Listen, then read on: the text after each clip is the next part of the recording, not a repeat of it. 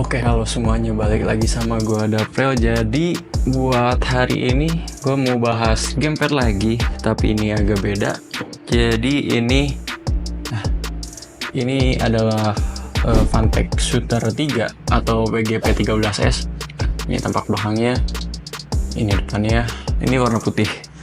Jadi gue mau bahas ini, tapi lebih ke jatuhnya ngobrol santai aja. Jadi nggak ada script atau apa, cuman ada beberapa list yang mau gue bahas gitu. Pertama, barangnya kayak gini. Ini kurang lebih udah gue pakai sekitar 2 bulan, hampir 2 bulan gitu. Jadi ini udah agak menguning gitu. Soalnya kan ini warna putih ya. Di pinggirannya tuh udah agak kayaknya gak akan ketangkap kamera sih. Cuman kalau dilihat gini, ini kelihatan agak kuning-kuning gitu. Terus udah kelihatan apa ya, kayak bekas-bekas pemakaian lah, terutama di bagian yang sering dipakai gitu. Kayak ini apa sih triggernya, karena gue suka main game racing juga. Oke, jadi buat awalnya mungkin kita bahas dari boxnya dulu. Nah, ini boxnya kayak gini. Nah, ini boxnya lumayan bagus sih sebenarnya, lumayan solid. Cuman ya standar aja. Cuman desainnya gue suka nih. Ini terus waktu di dalamnya sebenarnya dia kayaknya udah apa ya, ada vibes go green gitu lah. Ini dalamnya soalnya dia kayak semacam cardboard ini. Nah, mungkin nanti buat lebih jelasnya bakal ada b-roll cardboard kayak gini. Sama, nah di dalamnya baru ada kayak biasa dikasih kabel Type C, karena ini udah pakai Type C. Sama quick start guide, buku manual, kartu terima kasih, kartu garansi, ya kayak biasa aja. Cuman anehnya di si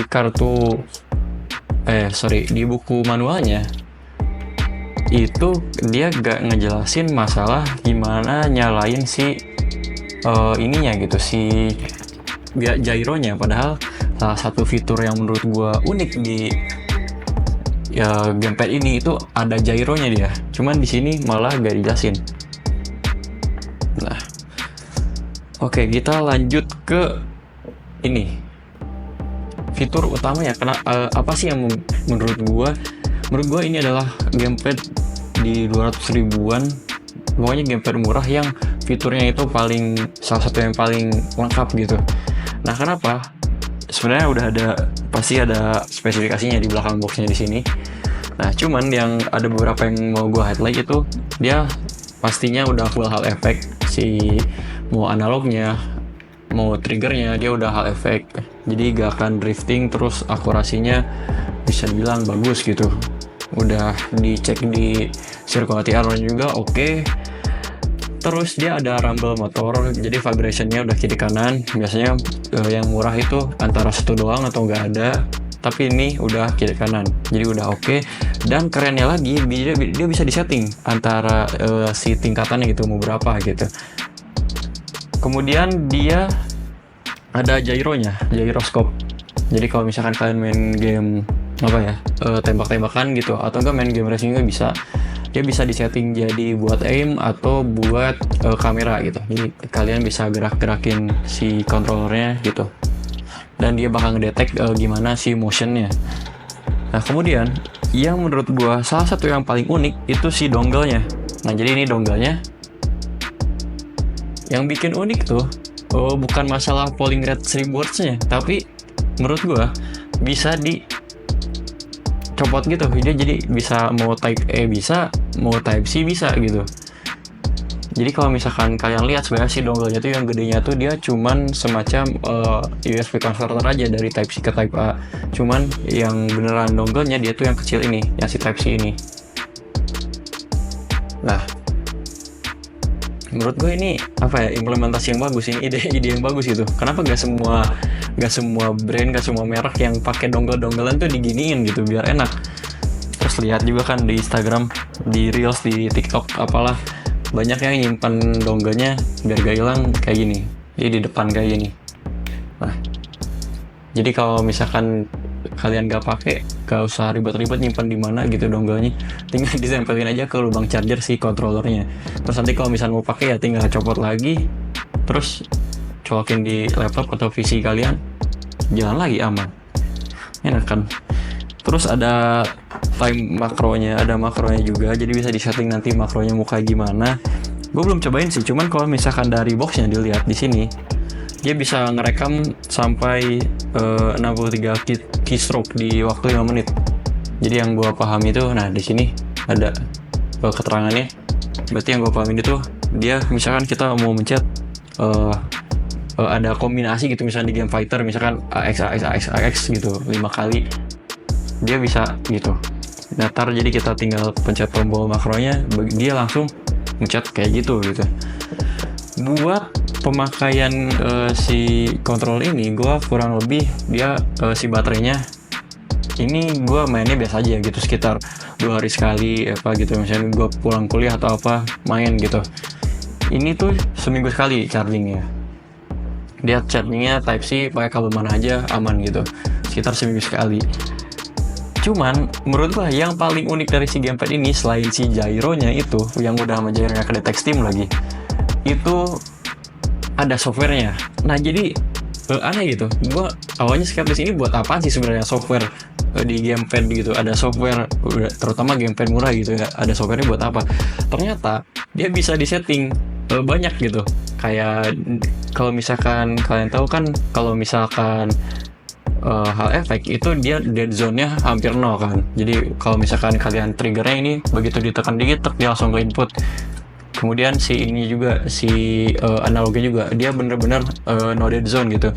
Ternyata di software-nya bisa di setting gitu. Misalkan kalau misalkan dulu gue dari gamepad gue yang biasa gitu, yang bukan hal efek, itu dulu main MotoGP itu kan ada dead zone-nya ya biasanya di triggernya. Jadi dia tuh baru nge-trigger sekitar di setengahnya gitu, dia baru beneran kerasa kepencet gitu.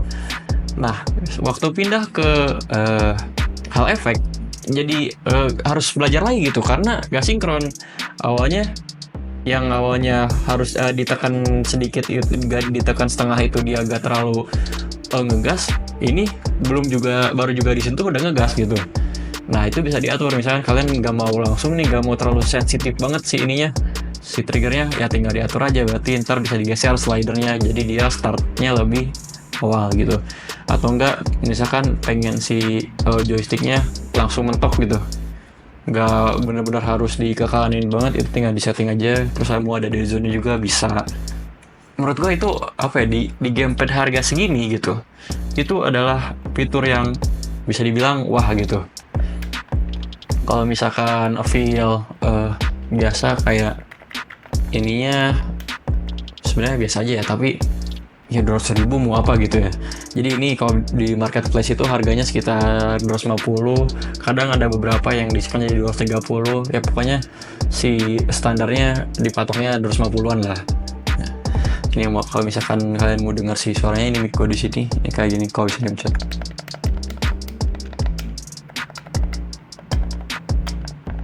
Jadi membrane banget ya, maksudnya nggak kayak yang mekanikal atau gimana, tapi ya cukup aja kan. Nah terus gue sukanya apa gitu, ini si desainnya kan Xbox. Nah terus di si bagian D-padnya dia yang model nyatu, terus kotak gitu, kotak-kotak tapi nyatu. Nah menurut gue ini adalah ini apa ya, subjektif lah, tapi kalau gue suka desain yang kayak gini gitu, yang si D-padnya itu ngelingkar gitu, bulat kayak kontrolernya Xbox yang apa gitu, yang pokoknya yang high end-nya gitu kan, dia gini sama Razer apa gitu, gue lupa, cuman bentukannya kayak gini, itu keren banget menurut gue. Nah terus ya pastinya kan setelah kelebihan pasti ada kekurangan dong. Nah kekurangannya sebenarnya susah sih nyari kekurangan, tapi kekurangannya menurut gue si build quality-nya kopong banget. Ini beratnya sekitar, kalau misalnya ditimbang itu beratnya sekitar 190-an gram, tapi ya build quality-nya oke lah gitu, cuman kerasa rada ringan aja. Sama yang paling kerasa itu waktu charging. Jadi gue lihat dari Instagramnya Fantech atau dari TikToknya sih gue lupa. Jadi katanya tuh kalau misalkan ngecharge, nah ini kan sebenarnya ada lampu gini. Waktu ngecharge dia lampunya tuh bakal dia jadi kayak battery nggak barnya gitu, dia apakah 0%, 25, 50, 75 dan full gitu. Tapi waktu gua colok itu dia kedip-kedip doang gitu. Jadi sebenarnya gua gak tahu gitu kapan si kontrol ini tuh penuh gitu, berapa lama itu dia harus dicas ya. Jadi gua biasanya kalau misalnya ngecas ya udahlah gua colokin aja sejam, gak tahu itu penuh atau enggak, ya cuman segitu gitu ya. Tapi overall buat harga 250.000 kayaknya ini bener-bener yang terbaik yang bisa kalian dapat gitu ya. Gak tahu sih, mungkin ada yang lain. Kalau misalnya ada yang menurut kalian lebih bagus, lebih worth it lagi, bisa komen di bawah ya. Mungkin sekian aja dari gua, mohon maaf bila ada yang kurang atau gimana. Jangan lupa juga bisa follow gua di IG atau TikTok, gua juga suka bikin konten-konten yang short gitu. Boleh di follow, boleh di like, boleh di subscribe, dan terima kasih.